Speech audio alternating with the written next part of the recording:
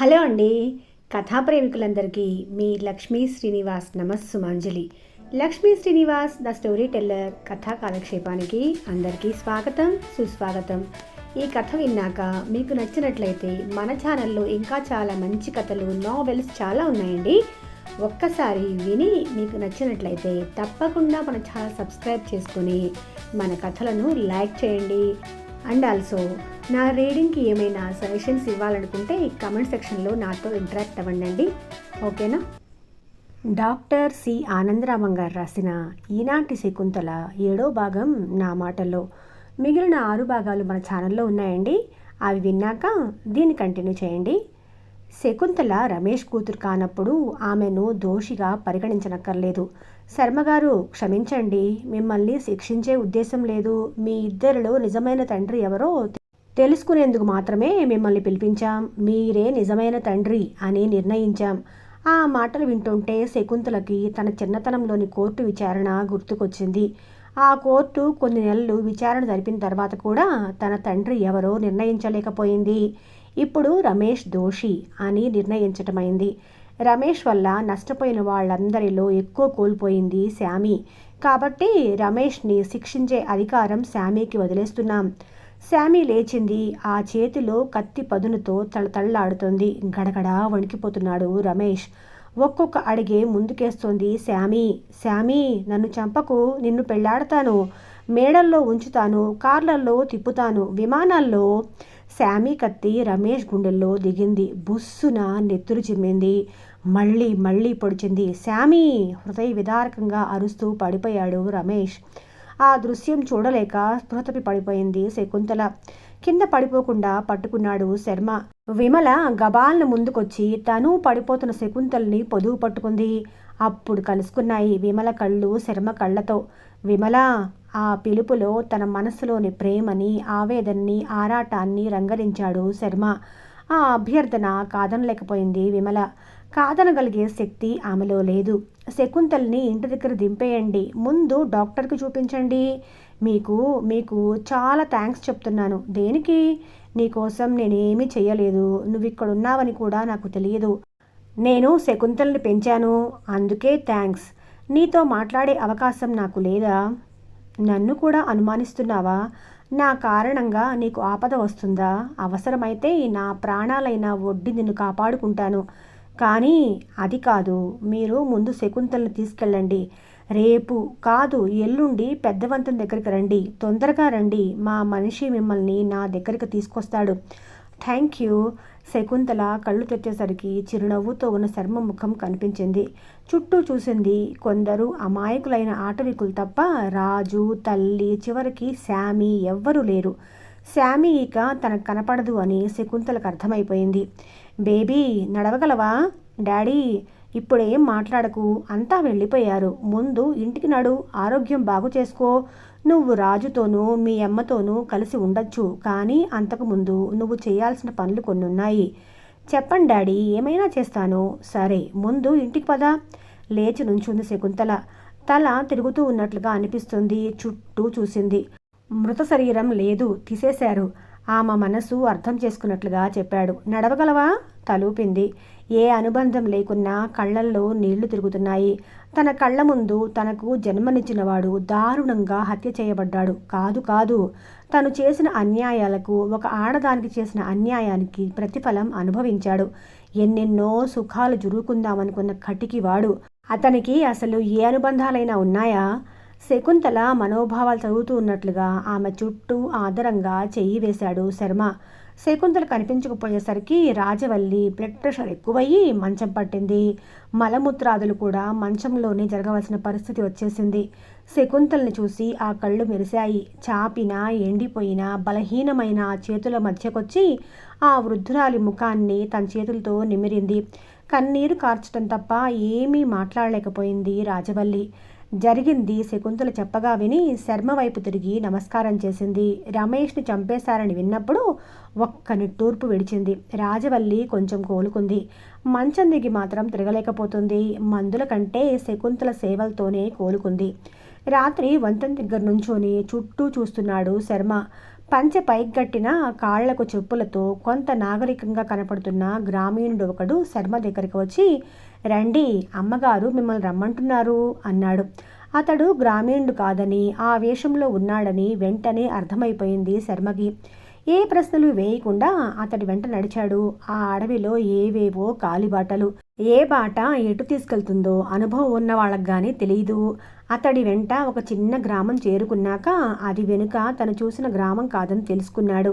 ఎందుకంటే ఈ గ్రామంలో గ్రామం అనటానికి వీలుందో లేదో పట్టుమని 10 గుడిసెలు కూడా లేవు. ఆ గుడిసెల్లో మనుషులు లేరు. 2-3 గుడిసెలకు బయట మాత్రం ఒకరిద్దరు గ్రామీణులు కూర్చొని ఉన్నారు. అక్కడ మగవాళ్ళు తప్ప ఆడవాళ్ళెవ్వరూ లేకపోవటం గమనించాడు. దాన్ని బట్టి ఆ 2-3 గుడిసెల్లో అయినా కుటుంబాలు లేవని ఊహించాడు.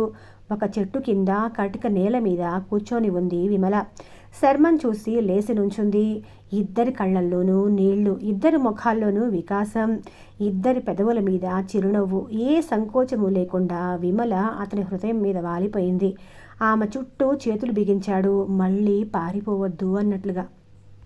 సుదీర్ఘ వియోగం తర్వాత ఆ దంపతులిద్దరూ ఆ చెట్టు కిందనే కూర్చున్నారు. మాటలకు అతీతమైన అనుభూతితో కొన్ని నిమిషాలు దొర్లిపోయాయి. అప్పుడు అడిగాడు శర్మ, చెప్పు, నువ్విక్కడికి ఎలా వచ్చావు? ఏమయ్యావోనని ఎంతో ఆందోళన పడ్డాను. ఆ పరిస్థితుల్లో అంత అవమానంతో అక్కడ ఉండలేకపోయాను. ముఖ్యంగా అత్తయ్య, మామయ్య, ఆ పుణ్యాత్ములను ఎదుర్కొనే శక్తి నాకు లేకపోయింది. నాకు ఎప్పటి నుంచో సభలలో సభ్యత్వం ఉంది. సభల అంటే అదొక మహిళా సమాజం లాంటిదే కానీ మామూలు మహిళా సమాజం లాంటిది కాదు. పేరు బట్టే మీకు అర్థమై ఉంటుంది. సమాజంలో ఎక్కడ ఏ స్త్రీకి అన్యాయం జరిగినా ఎదుర్కోవటమే ఆ సంఘానికి ప్రధానమైన అంశం. ఆ రోజుల్లో నేను శకుంతలకు తల్లైనప్పుడు నన్ను సమాజం కాకిని పొడిచినట్లుగా పొడిచేది. నా తప్పేముంది? ప్రకృతి సహజంగా బిడ్డకి తల్లినయ్యాను. నా బిడ్డను నేను పెంచుకుంటున్నాను. తల్లిగా నా కర్తవ్యం నెరవేర్చుకున్నందుకు మెచ్చుకోవటానికి మారుగా ఎందుకు ఇలా హింసిస్తోంది? పసిగుడ్డును ఏ పాడుపడ్డ గోతులోనూ విసిరేసి లేదా అనాథగా మార్చేసి కన్నెపిల్లలాగా దొంగ వేషం వేసుకొని తయారైతేనే కానీ ఈ సమాజం కడుపు చల్లబడదా? ఇలా నా మనస్సు మరిగిపోయేది. ఇలాంటి స్థితిలో అరుణతో పరిచయం నాకు ఒక వరమే అయింది. What non sense! నీ బిడ్డను నువ్వు పెంచుకుంటూ ఉంటే ఎవరో ఏదో అనేదెందుకు? అంటే నువ్వెందుకు కేర్ చేయాలి అంటున్న అరుణను నేనే విస్తుపోయి చూశాను. పరిచయం పెరిగిన కొద్దీ అరుణ నన్నెంతో ఆకర్షించింది. అలంకారాలైనా, డాబు గర్వాలైనా వ్యామోహం లేకపోవటం, వయ్యారాలు, విలాసాలు ఇలాంటివేమీ లేకపోవటం, ఎంతో స్నేహశీలిగా ఉంటూనే తను అంగీకరించలేని విషయం వచ్చినప్పుడు నిక్కచ్చిగా, నిర్భయంగా తన మనస్సులో మాట చెప్పటం, చకచక వరలోంచి తీసిన కత్తిలాగా వ్యవహారాలు నిర్వహించటం, ఇవన్నీ నాకెంతో నచ్చేవి. అన్నింటికంటే ఆమె కలవారి బిడ్డ అన్న విషయం నన్ను మరింత ఆశ్చర్యంలో ముంచింది. అంత నిరాడంబరత నాకు మధ్యతరగతి వాళ్లల్లో కూడా ఎక్కడా కనపడలేదు. అప్పట్లో నేను ప్రభుత్వానికి చెందిన సాంఘిక సంక్షేమ శాఖలో పనిచేస్తూ ఉండేదాన్ని. ఒకరోజు నా ఒంట్లో బాగుండలేదు. అలాగే ఆఫీస్కి వచ్చాను. కానీ మధ్యలో తల తిరుగుతుంది. మా డైరెక్టర్కి చెప్పి పోదామని ఆవిడ రూమ్కి వెళ్ళాను. ఆ సమయానికి ఆవిడ ఎవరితోనో చాలా దగ్గరగా కూర్చొని మాట్లాడుతుంది. నేను ఎక్స్క్యూజ్ మీ అని ఏదైనా మాట్లాడేలోగానే యు మేనర్స్లెస్ బ్రూట్, గెట్ అవుట్ అని అరిచింది. నేను బిక్క చచ్చిపోయి వచ్చి నా సీట్లో కూర్చున్నాను. ఆవిడ ఆ తర్వాత నా దగ్గరకు వచ్చి కుక్కని వదిలించినట్లుగా విదిలిస్తూ, నేను మంత్రి గారితో మాట్లాడుతుంటే తోసుకొని వస్తావా?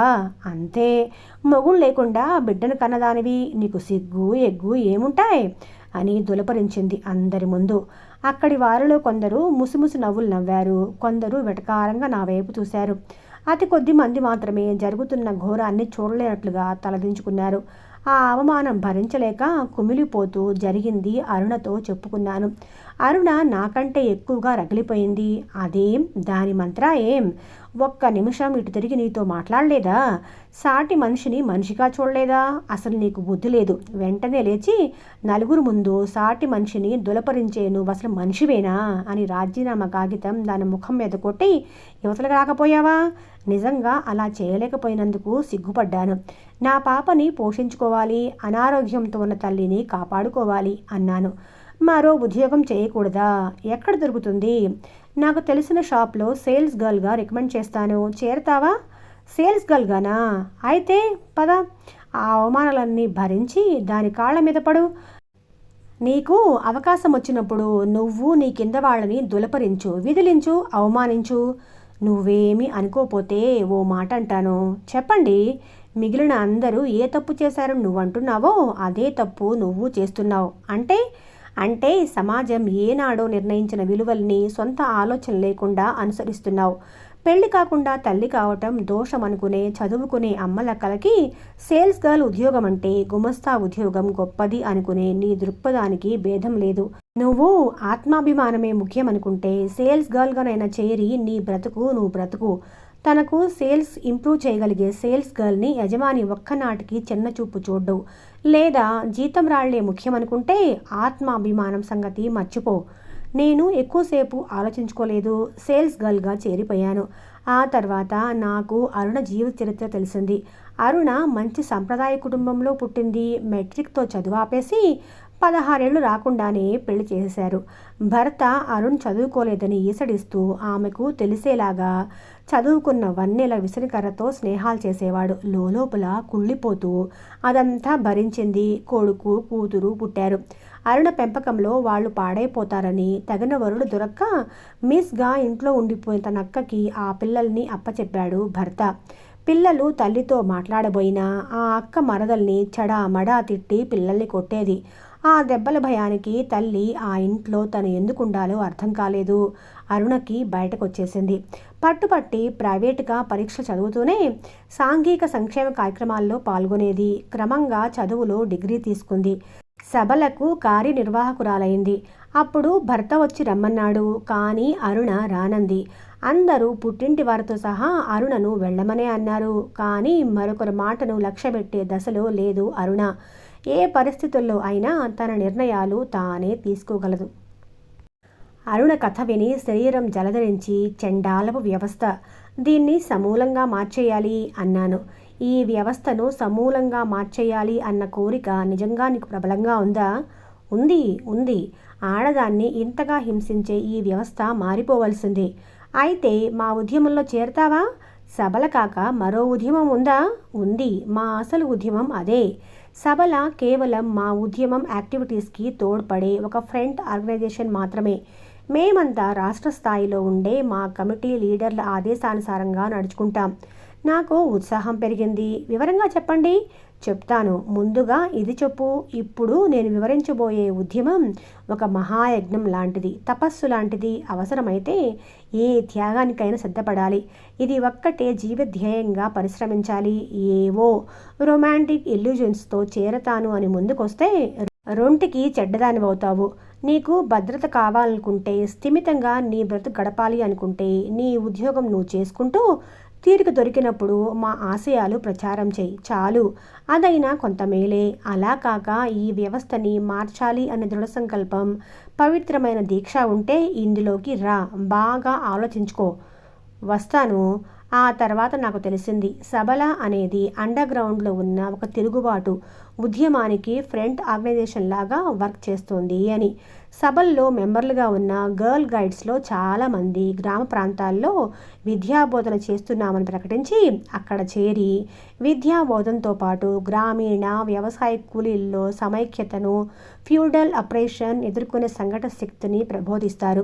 వాళ్లలో చాలామంది రివాల్వర్ ఉపయోగించడానికి లైసెన్స్ సంపాదించారు. మరికొందరు రహస్యంగా ఉపయోగిస్తున్నారు. అందరూ రివాల్వర్ ఉపయోగించడంలో చక్కని శిక్షణ పొందినవారే. ఈ విషయాలు తెలిసాక నాకు భయం కలగటానికి బదులు ఉత్సాహమే కలిగింది. నా చుట్టూ చీకట్లా పరుచుకున్న అన్యాయాలను, అక్రమాలను ఎదిరించడానికి కొందరైనా ఇలా అన్ని త్యాగాలకు సిద్ధపడి నడుం కట్టినందుకు ఎంతో సంతోషం కలిగింది. గర్ల్ గైడ్స్లా బయట వ్యవహరించే చాలామంది క్యారియర్స్లా వ్యవహరించేవారు. అజ్ఞాతంగా ఉన్న నాయకుల ఆదేశాలు వీళ్ల వల్లే మాకు అందేవి. మాకు ఆదేశాలైతే అందేవి కానీ ఆదేశాలు అందిస్తున్న నాయకులెవరో మాత్రం మాకు కూడా తెలిసేది కాదు. ఒక స్త్రీని రక్షక భటులే దారుణంగా మానభంగం చేశారు. ఆమె వేశ్య అని ఆరోపణ. వేశ్య అయితే మాత్రం ఆమెను మానభంగం చేసే అధికారం ఎవరిచ్చారు? ఈ విషయం చాలా అల్లరి కావటం వల్ల ప్రభుత్వం విధిలేక ఆ రక్షక భట అధికారులను సస్పెండ్ చేసి విచారణ జరిపించింది. కానీ జరిగిన అన్యాయం అంతవరకే. అతి త్వరలోనే ఆ అధికారులందరూ నిర్దోషులుగా నిర్ణయించబడి విడుదల చేయబడ్డారు. ఈ వివరాలన్నీ ఉన్న కరపత్రాలు పంచే పని నాకు అప్పచెప్పారు. మానభంగం గురించిన వివరాలు కాదు, ఈ రకమైన అన్యాయాలతో నిండిన వ్యవస్థను ధిక్కరించమనే ప్రబోధంతో నిండిన ఆదేశాలు. సభల్లో పనిచేస్తున్న రోజుల్లోనే స్త్రీల అభాగ్య స్థితి ఎన్నో వికృత రూపాల్లో ప్రత్యక్షమైంది నా ముందు. భార్య కూలి చేసి సంపాదిస్తే ఆ డబ్బులు లాక్కొని తాగేసి ఆ భార్యనే చావదన్నే కూలి జనంలోని భర్తలు. కట్నం అక్కర్లేదు, ఉద్యోగం చేసే భార్య కావాలి అని మహాధీరంగా ప్రకటించి పెళ్లి చేసుకొని ఆ తర్వాత ఇంట బయట గొడ్డు చాకరీ చేసే భార్యలను లేనిపోని అనుమానాలతో హింసించే మధ్యతరగతి భర్తలు. భార్యల్ని ఇనపెట్టెలతో సమానంగా పెద్ద పెద్ద భవనాల్లో బంధించి తాము మాత్రం విచ్చలవిడిగా తాగి వ్యభిచరించే హై క్లాస్ భర్తలు. నాకు ఆశ్చర్యం కలిగింది ఒక్కటే, వీళ్లల్లో సగం మంది కూడా తామున్న శోచనీయ పరిస్థితి నుండి బయటపడాలి అని గట్టిగా ప్రయత్నించకపోవటం. స్త్రీ జీవితానికి ఒకే ఒక అర్థమని, అది భర్త సంసారం అని త్రికరణ శుద్ధిగా నమ్మటం. చదువుకున్న వాళ్ళు చదువుకోని వాళ్ళు ఈ రకమైన స్త్రీలతో వ్యవహరించేసరికి నా తల ప్రాణం తోక్కొచ్చేది. అయినా ఈ ప్రయత్నంలో నాకు ఒక విషయం చాలా స్పష్టంగా అర్థమైంది. ఈ రకంగా తల వంచి వ్యవస్థను అంగీకరించే వాళ్లలో చాలామంది అది తమ నైతిక బాధ్యతగా భావించి అలా అంగీకరించడం లేదు. వ్యవస్థని వదిలి బయటపడితే తమకు భద్రత ఉండదు అని భయపడేవారే ఎక్కువ. ఇక ప్రేమారాగాల గురించి ఆలోచించాల్సిన అవసరమే లేదు. సగానికి పైగా సంసారాల్లో ఆ మాటకు అర్థమే లేదు. ఈ రకంగా సేల్స్ గర్ల్గా పనిచేస్తూనే సభల్లో చాలా చురుగ్గా పనిచేసేదాన్ని. సభల నాకు కలిగించిన మనోబలమే శకుంతలను నేనంత ధైర్యంగా పెంచడానికి కారణం. ఆ రోజుల్లో మీతో పరిచయమైంది. ఈ విషయం అరుణతో చర్చించాను. అతన్ని నిజంగా ప్రేమిస్తే తప్పకుండా పెళ్లి చేసుకో, కానీ పెళ్ళి అనేది అదేదో శాశ్వతమైన పవిత్రమైన బంధమని భ్రమలో పడకు. ఏనాడు నువ్వు అతనితో కలిసి బ్రతకలేను అనుకుంటే ఆనాడు బయటకొచ్చేయి అంది. జంకుతోనే మిమ్మల్ని పెళ్లి చేసుకున్నాను, కానీ అసాధారణమైన నా అదృష్టానికి పొంగిపోయాను. విధి కన్ను కుట్టినట్లుగా రమేష్ మన జీవితాల్లోకి వచ్చి మన శాంతిమయ సంసారానికి ఆనందాన్ని చిన్నా భిన్నం చేశాడు. సంసారంలో పడ్డాక సభలలో నా కార్యక్రమాలు చాలా తగ్గిపోయాయి. అప్పుడప్పుడు మహిళా సంఘానికి వెళ్తున్నాను అని మీకు చెప్పి వెళ్ళేదాన్ని. అరుణ అందుకు నిష్ఠుర ఆడకపోగా నా జీవితం ఆనందమయంగా సాగుతున్నందుకు అభినందించేది. ఎప్పటికప్పుడు గర్ల్ గైడ్ సాధిస్తున్న పురోగతి విని ఆనందించటం తప్ప నేనేమి చేయలేకపోయేదాన్ని. ఈలోగా రమేష్ కారణంగా మన సంసారం రచ్చకెక్కింది. నేను వెంటనే అరుణ దగ్గరకు పారిపోయాను. అరుణ గర్ల్ గైడ్ సాయంతో నన్ను అండర్ గ్రౌండ్ యాక్టివిటీస్లకు పంపేసింది. ఆ తర్వాత ఇక మిమ్మల్ని కలుసుకునే అవకాశమే లేదు. విమల్ చెప్పిందంతా విన్నాక ఆమె పట్ల ప్రేమ గౌరవం కూడా రెట్టింపయ్యాయి శర్మలో. ఆమె చెయ్యి తన చేతుల్లోకి తీసుకొని మాటల్లో చెప్పలేని తన భావాలను స్పర్శలో పలికించాడు. విమల, జీవితంలో ఎలాంటి దశలో అయినా నేను నీకు తోడుగానే ఉంటాను, కానీ శకుంతల ఎవరినైనా పెళ్లి చేసుకునే వరకు తనని ఒంటరిగా వదిలి రాలేను. థ్యాంక్ యూ, అదే నేను కోరుకునేది. కానీ శకుంతల రాజుని ప్రేమిస్తుంది, చూద్దాం ఏమవుతుందో. నన్ను కలుసుకున్నట్లుగా శకుంతల చెప్పకండి, అది రహస్యం దాచగలదో లేదో. చిన్నతనంలో దానికి భోగభాగ్యాలపైన డాబు దర్పాలపైన మోజుండేది. అది క్లాస్మేట్స్ ప్రభావమా లేక నా పెంపకంలోని లోపమా? ఇప్పుడిప్పుడే మార్పు కనిపిస్తుంది. అయినా ఎటు మొగ్గుతుందో చెప్పడం కష్టం. దానిలో పరిపూర్ణమైన మార్పు వచ్చే వరకు నా విషయం చెప్పకండి. ఆ మార్పు రావటానికి దోహదం చేయండి. నేను చేయనక్కర్లేదు. శకుంతల రాజు నిజంగా ప్రేమిస్తే అతడి ఆశయాలను ప్రేమిస్తుంది. అది సరే, రాజు ఎన్నాళ్ల నుంచి ఈ ఉద్యమంలో ఉన్నాడు? నాకు తెలియదు. రాజు నేను ఈ అరణ్యాల గ్రామాల్లోనే ఒకరినొకరు కలుసుకున్నాం. ఒకరిని చూసి మరొకరం ఆశ్చర్యపడ్డాం. అరుణ గర్ల్ గైడ్ శకుంతలని అతి జాగ్రత్తగా కాపాడుతారు అనే ధైర్యంతో నిశ్చింతగా ఇక్కడున్నాను. అక్కయ్యకు, అదే రాజు తల్లికి ఈ సంగతి తెలుసా? ఎలా తెలుస్తుంది? ఆమె దృష్టిలో రాజు చాలా బుద్ధిమంతుడి సుపుత్రుడు. ఏవో సంప్రదాయకమైన సంబంధాలు వెతుకుతోందని విన్నాను కొడుకు కోసం. ఇద్దరు జాలిగా నవ్వుకున్నారు. ఈ క్షణమో ఆ క్షణమో రాలిపోవటం సిద్ధంగా ఉన్న పన్నుటాకులాగా చక్రాల కుర్చీలో కూర్చొని ఉంది. రాజవల్లికి చూపానటం లేదు, నిలువెల్లా వణుకుతోంది. తన సంపదంతా శకుంతల పరం చేస్తూ వీలునామా కూడా రాయించింది. ఆ పరిస్థితుల్లో తన మనసులో విషయం అమ్మమ్మ ముందు ఎలా కదపాలా అని ఆలోచిస్తోంది శకుంతల. కూలీల తరపున ముఖ్యంగా చిన్నపిల్లలను కూలీలుగా యంత్రాలు నలిపేసే ఘోర దూర అన్యాయాన్ని ఎదుర్కోవటానికి స్థిరంగా నిశ్చయించుకుంది. తాను యాజమాన్యం తరపున ఉంటూ కూలీల క్షేమం కోసం పోరాడలేదు. అది అనుభవపూర్వకంగా రుజువైంది. తాను ఏదో ఒక పక్షం ఖచ్చితంగా నిర్ణయించుకుంది. అది కూలీల పక్షమే. ఇలా పసిపిల్లల్ని కూలీలుగా నియమించే ఘోరమైన అలవాటు ఇంకా చాలా ఫ్యాక్టరీల్లో ఉందని, ముఖ్యంగా కంట్రీ ప్రాంతాల్లో ఉండే పరిశ్రమల్లో ఈ అలవాటు మరీ ఎక్కువ చూసింది. చదివింది దేశమంతటా జరిగే ఈ దారుణాన్ని ఒక్కసారిగా ఎదుర్కోలేదు. మొదట తాను ఉన్న చోట పరిస్థితులు మారిస్తే తన మనసులో మాట రాజవల్లి ముందు బయటపెట్టడానికి భయపడుతుంది. ఆ వృద్ధురాలికి ఇది షాక్లా అవుతుందేమో అని. రాజవల్లి మరణించాక ఆస్తి తన చేతిలోకి వచ్చాక ఇష్టం వచ్చినట్లు చెయ్యొచ్చు, కానీ అది రాజవల్లిని మోసం చేసినట్లు అవుతుంది. ఏం చేసినా ఆవిడ అంగీకారంతోనే చెయ్యాలి. అమ్మమ్మ! ఏం తల్లి? రాజవల్లి కంఠం ఇప్పుడు వణుకుతోంది. నా పేరా ఇదంతా వీలునామా రాయించావు. ఈ సంపద నాకు అక్కర్లేదు, నీ ప్రేమ చాలు. పిచ్చి తల్లి! ఆప్యాయంగా శకుంతల తల నిమిరింది. అమ్మమ్మ! మేము మీ కాలంలో లాగా చీరలతో నగలతో తృప్తిపడి అదే జీవితమని అనుకోలేం. మాకు కొన్ని ఆశయాలుంటాయి. అవి నెరవేరినప్పుడే మాకు తృప్తి. నీ ఆశయాలేంటో చెప్పు. నువ్వు ఏదైనా కోరటము అది జరగకుండా పోవటమునా? రాజవల్లి గొంతులో అహంకారం. మీ మనసుకు కష్టం కలుగుతుందేమోనని భయపడుతున్నాను. నేను నిన్ను బలవంత పెట్టను. నీకు ఇష్టమైతే చెయ్యి, లేకపోతే లేదు. నా నిర్ణయం మాత్రం విను. రాజవల్లి మనస్సు దడదడలాడిపోయింది. మామూలు విషయమైతే శకుంతల ఇంత ఉపోద్ఘాతం ఇవ్వదు. ఆవిడకెప్పుడు ఒకటే భయం, శకుంతల తన్ని వదిలి వెళ్ళిపోతాను అంటుందేమోనని. కంఠంలో వణుకు మరింత ఎక్కువ కాగా చెప్పు అంది. మన కూలీల విషయమే అమ్మమ్మ. ఏమీ తెలియని పసివాళ్ల జీవితాలు సజీవ సమాధులుగా మార్చేస్తున్నాం మనం. అంత పసివాళ్లతో చాకరీ చేయించుకోకూడదు. చట్టం కూడా ఒప్పుకోదు. వాళ్ళకి బడి పెట్టి చదువు చెప్పాలి అనుకుంటున్నాను. తను చెప్పదలుచుకున్న దానిలో సగమే చెప్పింది. రాజవల్లి మాట్లాడలేదు. ఆవిడ మనస్సు కుదుటపడింది, కానీ చిరాకు కలిగింది. ఎందుకు పిల్ల అస్తమానం ఆ కూలీ పిల్లల గురించి ఆలోచిస్తుంది? తొందరగా పెళ్ళైతేనే కానీ. శకుంతల మళ్ళీ మొదలుపెట్టింది. నీకు నా ఆలోచనలు ఇష్టం ఉండవని తెలుసు. నీ తర్వాత నా ఇష్టం వచ్చినట్లుగా చెయ్యొచ్చు, కానీ అది నాకు ఇష్టం లేదు. నీ తర్వాత అయినా నీకు ఇష్టం లేని పని చెయ్యను. మన ఫ్యాక్టరీలో మన షేర్లు అమ్మేద్దాం, లేకపోతే పార్ట్నర్స్ నా ఇష్ట ప్రకారం సాగనివ్వరు. ఇంత పెద్ద ఇల్లు ఇది బడిగా మార్చేద్దాం. జీతాలిచ్చి టీచర్లను పిలిపిద్దాం. చిన్నపిల్లలకి అన్నాలు పెట్టి చదువులు చెప్పిద్దాం. పెద్దవాళ్ళకి రాత్రులు చదువు చెప్దాం.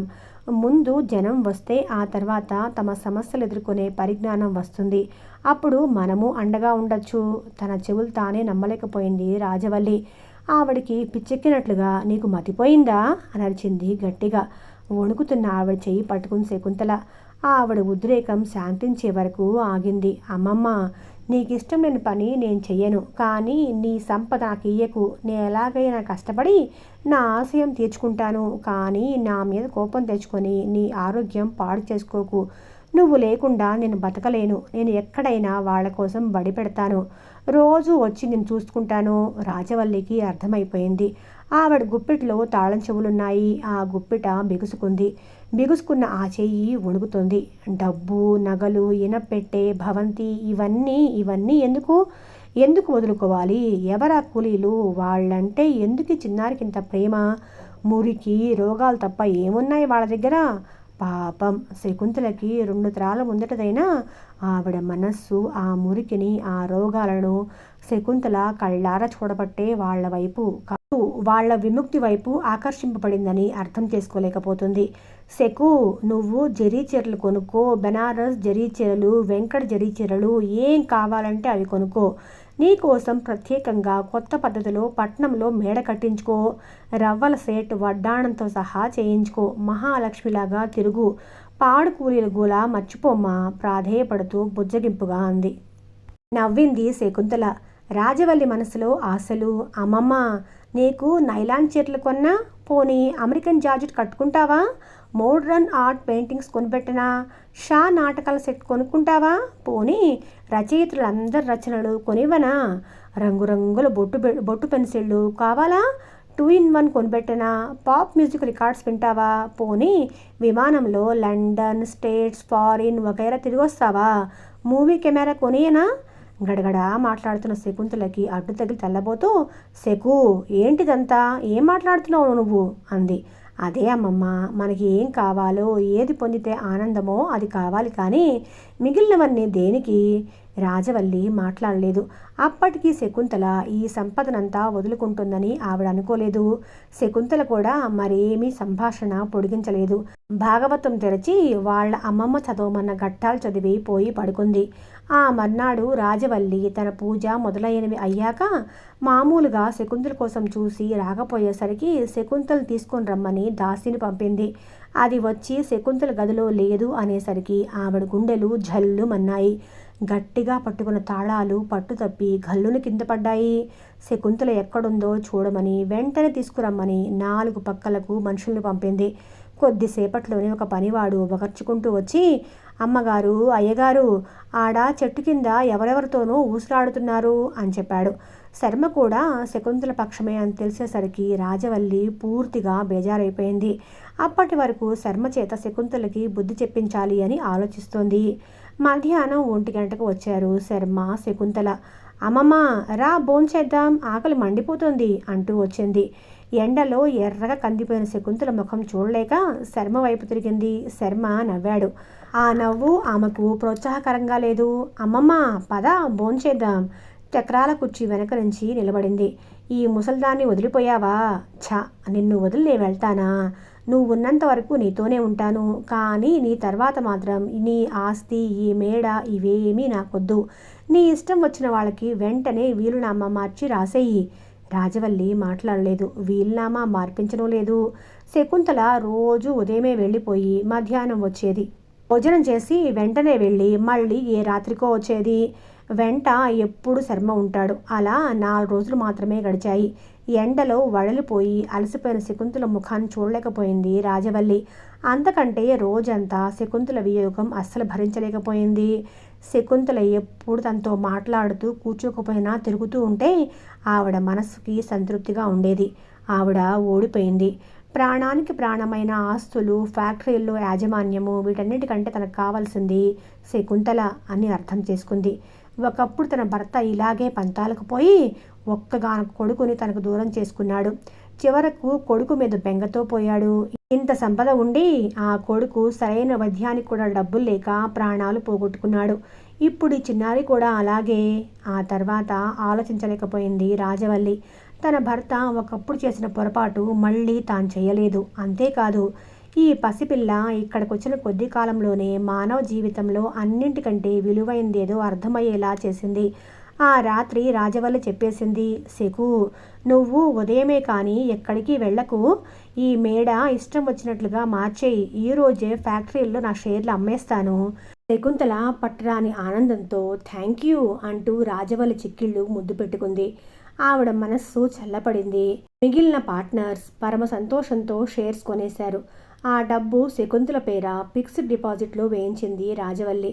ఉచిత భోజనాలు, బట్టలు మొదలైనవి ఆశ చూపించి చదువుకుంటే వచ్చే లాభాలు వివరించి అతి కష్టం మీద కొద్దిమంది పిల్లల్ని మాత్రమే పోగు చేయగలిగింది. గర్ల్ గైడ్స్ తాము టీచర్లుగా సాయం చేస్తామని వచ్చారు. కూలీలుగా పనిచేసే చాలామంది ఆలు రాని వాళ్లే. అంచేత 2-3 తరగతులు ఏర్పాటు చేయాల్సిన అవసరం లేకపోయింది. అతిథులు కూర్చునే విశాలమైన హాలు క్లాస్ రూమ్గా మారిపోయింది.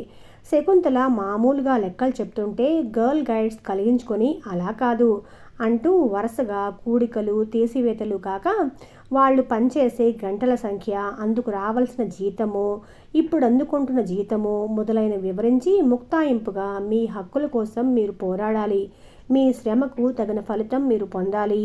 మీ శ్రమ శక్తిని ధనిక స్వాములు దోచుకోకుండా ప్రతిఘటించాలి అనేవారు. ఏ పాఠం చెప్పినా ఏదో ఒక విధంగా ఇంచుమించు ఇలాంటి ప్రబోధాలు వాటిల్లో జొప్పించేవారు. 1-2 రోజుల్లోనే ఆ రకమైన విద్యాబోధన శకుంతల నేర్చేసుకుంది. మిగిలిన వారంతా శకుంతలను మెచ్చుకున్నారు. శర్మ శకుంతలతో ఉండి చదువు చెప్పేవాడు కాదు, ఎక్కువగా అరణ్యాల్లోని గ్రామాలలో తిరిగేవాడు. విమల్తో కలిసి అక్కడ వారికి చదువు చెప్పేవాడు.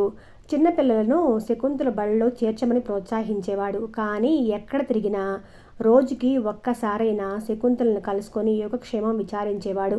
రాజవల్లికి మొదట్లో ఈ గొడవంతా గిట్టేది కాదు. అంతమంది తన ఇంట్లో తినిపోవటం కూడా ఆమె కష్టంగా ఉండేది. ఎప్పటికప్పుడు లెక్కలు రాసి చూసుకునే అలవాటున్న ఆమె పెరిగిన ఖర్చుకి గుండె బాదుకుంది. కానీ ఆమెను మొదట శకుంతల వికసించిన ముఖం ఉల్లాసపరిచింది. ఆ తర్వాత నిర్మానుష్యంగా బిక్కుబిక్కుమనే ఇంట్లో పిల్లల నవ్వులు, అల్లరి, కేరింతలు సంతృప్తిపరిచాయి. శకుంతలకి పెళ్లి చేయాలి, ఆ మునిమనవలతో కూడా ఆడుకోవాలి అనుకుంటూ సంతోషంతో శకుంతలని చూస్తూనే చక్రాల కుర్చీలోనే ప్రాణం వదిలేసింది రాజవల్లి. ఆమె పోయినందుకు శకుంతల చాలా బాధపడింది. కానీ ఆవిడ పోకముందే ఆవిడ అధికారంతోనే ఆ ఇంటిని బడిగా మార్చగలిగినందుకు మాత్రం చాలా సంతోషించింది. రాజవల్లి అంత్యక్రియలు శర్మ తానే చేశాడు. అలా జరగాలని ఒకప్పుడు రాజవల్లి శర్మను కోరింది. బాబూ, నాకు నీకంటే ఆప్తుల్లేరు, నా తలకొరివి నువ్వే పెట్టాలి అంది. రాజవల్లి పోయాక శర్మ శకుంతల్ని ఒంటరిగా వదిలివేయటం తగ్గించేశాడు. ఎప్పుడో ఒకసారి పగటిపూట వెళ్ళినా 1కి 10 హెచ్చరికలు చేసి వెళ్ళేవాడు. రమేష్ని శామీ చంపేశాక దినకర్ ఆ ప్రాంతాల్లో కనపడలేదు. రమేష్ సంగతి తెలిసి పారిపోయాడో తెలియక వెళ్ళిపోయాడో శకుంతలకి తెలియలేదు. కానీ ఒకరోజు పేపర్లో అతడు ఎమ్మెల్యేగా ఎన్నికైనట్టుగా చదివింది. బహుశా ఇందుకే అతడు రమేష్కి స్నేహితుడై ఉంటాడు. సమ్మెలంటూ కడుపుగాలే కూలీలను రెచ్చగొట్టి ఆ ఉద్రేకాలను కూడా తమ రాజకీయ సోపానాలుగా మలుచుకునే మహానుభావులున్నారు. రాజవల్లి భవన్ చాలా భాగం రాత్రి పాఠశాలగా మారిపోయింది. పగటిపూట బడి కంటే రాత్రి వేళనే ఎక్కువ మంది వస్తున్నారు. రాత్రి పాఠశాలను తరగతులుగా విభజించాల్సి వచ్చింది. రాత్రి వేళ చదువుకునే కూలీలందరిది ఒక స్థాయి కాదు. కొందరికి అక్షర జ్ఞానం ఉంది, మరికొందరు చిన్న చిన్న పుస్తకాలు చదివి చిన్న చిన్న లెక్కలు చేయగలరు. శకుంతల మరో 3 టీచర్లని పిలిపించింది. వాళ్ళు మామూలుగా చదువు చెప్తారు. మధ్య మధ్య గర్ల్ గైడ్స్ వస్తారు. వాళ్ళు చెప్పే చదువు వేరుగా ఉంటుంది. వాళ్ళు ఎప్పుడు వస్తారో ఎప్పుడు వెళ్తారో ఎవ్వరికీ తెలియదు. చివరకు శకుంతల కూడా తెలియదు. వాళ్ళు ఎప్పుడు వచ్చినా ఆ రాత్రికి శకుంతల ఇంట్లోనే ఉంటారు.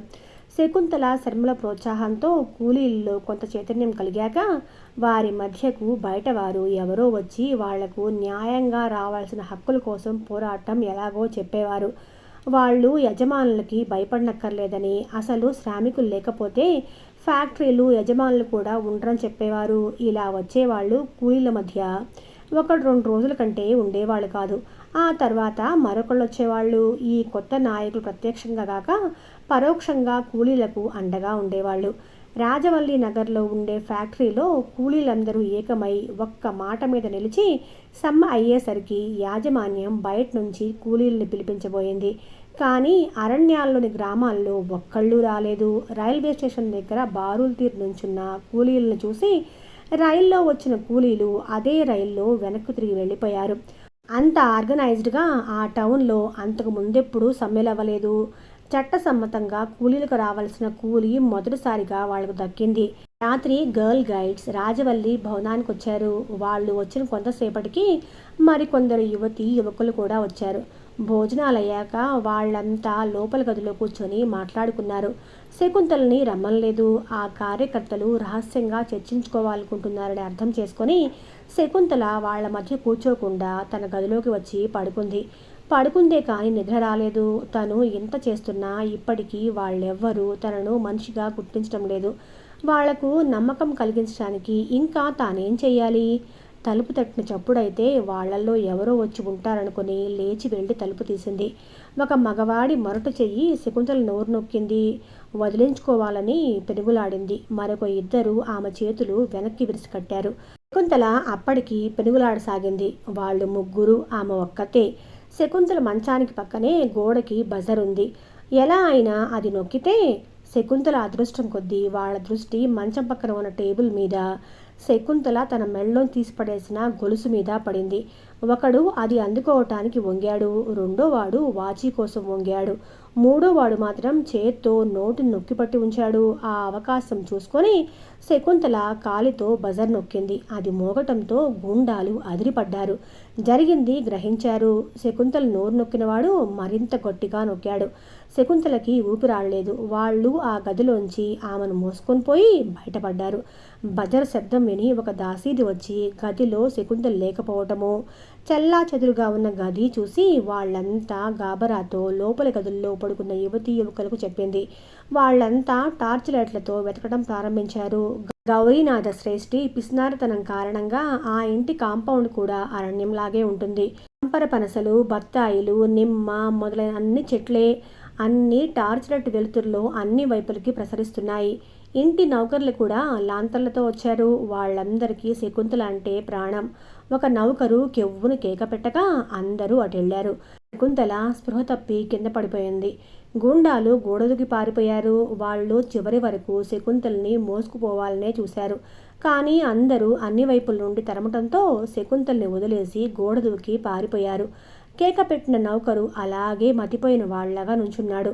ఒక యువకుడు కదపగా ఆ లోకంలోకి వచ్చి గుండె బాదుకుంటూ, అమ్మో అమ్మో, ఆళ్ళు పచ్చిరెత్తులు తాగే రాక్షసులు, నా కొడుకులండి, అమ్మాయి గారిని చంపేస్తున్నారండి అన్నాడు ఏడుపు గొంతుతో.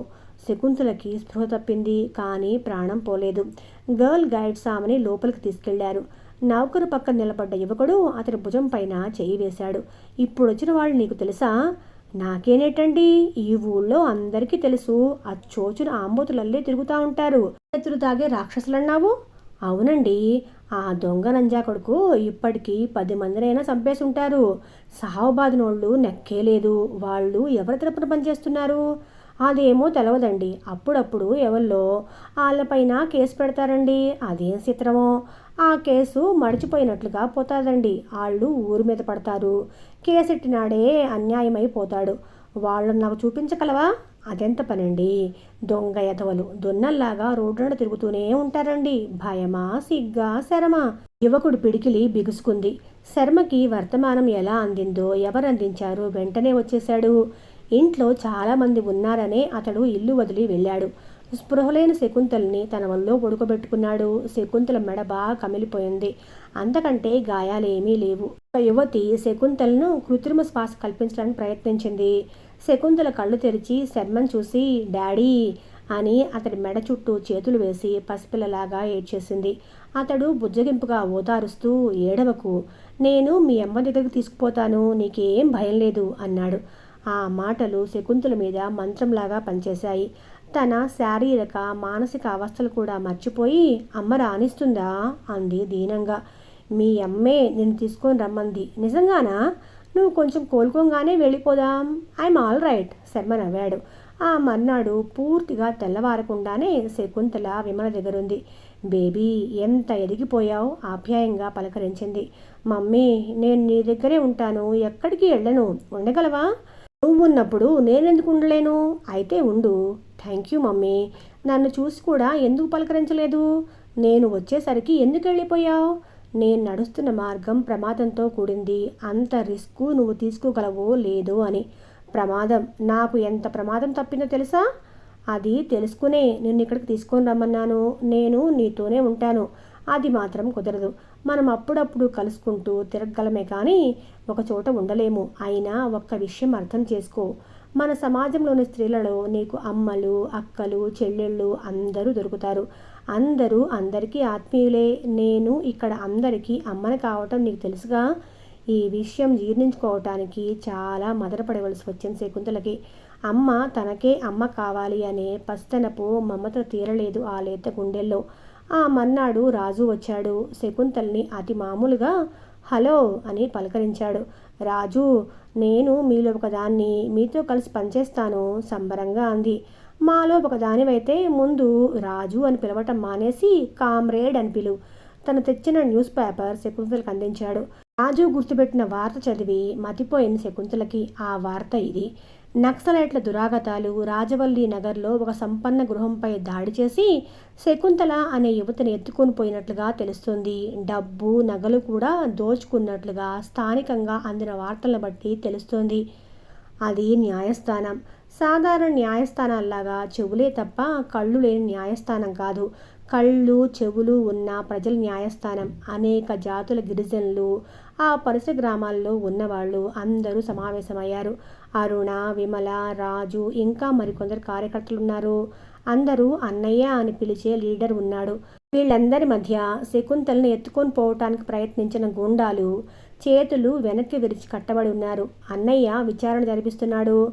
అతడి చేతుల్లో కొరడా లేదు, తుపాకీ లేదు. అయినా అతడిని చూస్తే చాలు నిందితులు వణికిపోతారు. వాళ్ళ నోట్లోంచి నిజం ఉరికి వస్తుంది. ఏరా, ఈ అమ్మాయిని ఎందుకు ఎత్తుకుపోవాలనుకున్నారు? సత్య ప్రమాణం దొరా, మాకేటి తెలదొరా. ప్రమాణాలు వద్దులేండి, నిజం చెప్పండి. ఎత్తుకెళ్ళి ఏం చేద్దామనుకున్నారు? అది సింహ గర్జన. చుట్టూ ఉన్న మనుషులను చూసేసరికి అంతటి గుండాలకు ప్రాణాలు పోతున్నాయి. శ్రీనివాసులు దొర తీసుకొని రమ్మన్నాడు. శ్రీనివాసులు ఫ్యాక్టరీ పార్ట్నర్స్లో ఒకడు. అలాంటి పేరు పెట్టుకొని ఎలాంటి వెధవ పనులైనా చేస్తూ ఉంటాడు. వాడికి శకుంతలతో ఏం పని? అవన్నీ మాకెట్ట తెలుస్తాయి దొరా. పైసలు తీసుకుని చెప్పిన పని చేసేటోళ్ళము. ఒరే, నిజం చెప్పకపోతే చర్మం వాచిపోతుంది. అదే దొరా, ఈ అమ్మ అందరికీ చదువులు చెప్పి సమ్మెలు గొడవలు ఎక్కువ చేస్తుందంట. ఈ అమ్మ వెనక పెద్ద బలగం ఉందంట. ఈ అమ్మ ఊళ్ళో ఉంటే ఎప్పటికైనా ముప్పేనంట. అలా అయితే చంపేయమనాలి కదరా. మీ పవిత్రమైన చేతులతో ఎందరినో చంపారు కదా. ఓర్ నాయనో, పాపం పుణ్యం మేము ఎరగమండి. డబ్బున్న మహారాజు. ఏ చెయ్యమంటే అదే చేద్దాం. కూలి ముండా కొడుకులం, మేమేం చేయగలం బాబు. ఈ ఎపిసోడ్కి ఇక్కడితో విరామం ఇచ్చేసి మళ్ళీ ఇంకో ఎపిసోడ్తో ఈనాటి శకుంతలని ముందు కొనసాగిద్దాము. అప్పటి వరకు సెలవు. మళ్ళీ కలుసుకుందామండి.